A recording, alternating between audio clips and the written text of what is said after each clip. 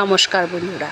মাঝে মাঝে প্রকৃতির কিছু কিছু সুন্দরতম জিনিস আমাদের চোখের সামনে ধরা দেয়।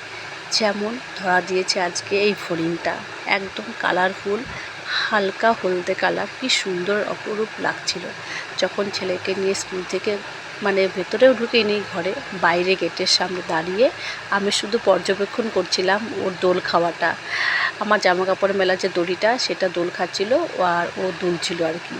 তো ওটা দেখাতে গিয়ে আমার ক্যামেরাটা পুরো উল্টে গেছে। এবার দেখুন তো, আর আপনাদের দেখাতেই পারলাম না জিনিসটা, কি সুন্দর দোল খাচ্ছিল। তখন আমার ফোনটা পুরো উল্টে পাল্টে একদম পুরো বিচ্ছিরি অবস্থা হয়ে গেছিলো। আর আজকে আমাদের কি রান্না হয়েছে আপনাদেরকে দেখাচ্ছি। এটা হয়েছে কালো জিরে কাঁচা লঙ্কা দিয়ে এক ইলিশের মাছের ঝোল। এই যে পাতলা করে ঝোল করা হয়েছে, ইলিশের ঝোল আজকে এটা হয়েছে।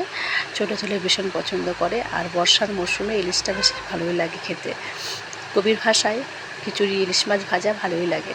আর এখানে হয়েছে বড় ছেলের জন্য লাল লাল ডিমের ঝোল, এটা কষা হয়নি যেহেতু ওর ঝোলটা বেশি লাগে ওই জন্য।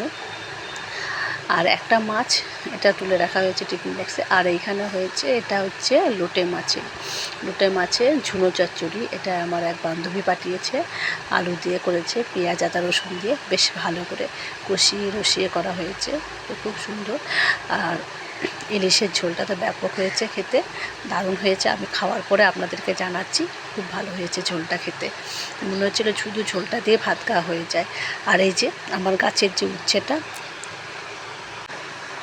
উচ্ছেগুলো একটু বড় হলেই পেকে যাচ্ছে, নয় পোকা হয়ে যাচ্ছে, তাই ভাতে সেদ্ধ দিয়ে দিচ্ছি, দুপুরে খাওয়া হয়ে যাবে। তো সবাইকে জানাচ্ছি শুভ দুপুরের শুভেচ্ছা ও শুভকামনা। ভালো থেকো, সুস্থ থেকো সবাই। আর আজকের মতন টাটা বন্ধুরা। ভিডিওটা কেমন লাগলো জানিও অবশ্যই।